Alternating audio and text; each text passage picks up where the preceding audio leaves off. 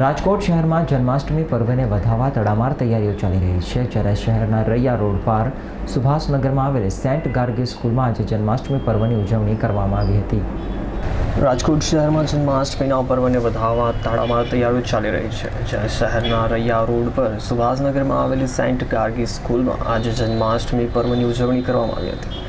આ પ્રસંગે સ્કૂલમાં અભ્યાસ કરતા વિદ્યાર્થી અને વિદ્યાર્થીનીઓએ પરંપરાગત ડ્રેસમાં રાસ ગરબા રમીને કૃષ્ણ જન્મોત્સવને વધાવ્યો હતો। આ કાર્યક્રમમાં ભગવાન શ્રી કૃષ્ણને બાલકૃષ્ણ સ્વરૂપે પારણામાં ઝુલાવવામાં આવ્યા હતા।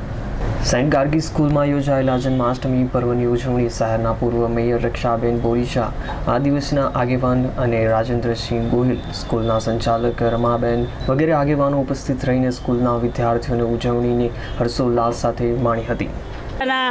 જન્માષ્ટમીના કાર્યક્રમનું આયોજન કરવામાં આવ્યું છે।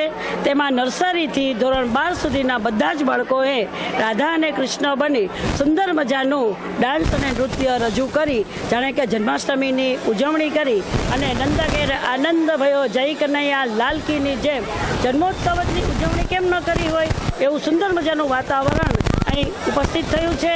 અમે આ શાળાની અંદર દરેક પ્રકારના કાર્યક્રમોની ઉજવણી કરીએ છીએ। હજુ હાલમાં જ રક્ષાબંધનની ઉજવણી કરી હતી અને તેમાં પણ બધા જ બાળકોએ ઉત્સાહપૂર્વક ભાગ લીધો હતો અને સુંદર મજાની રાખડીઓ પણ બનાવી હતી। આ વખતે પણ સુંદર મજાની મટકી, બાંસુરી અને સુંદર મજાના ચાટ બનાવી અને બાળકોએ સુંદર મજાનું પોતાનું પ્રદર્શિત કર્યું છે।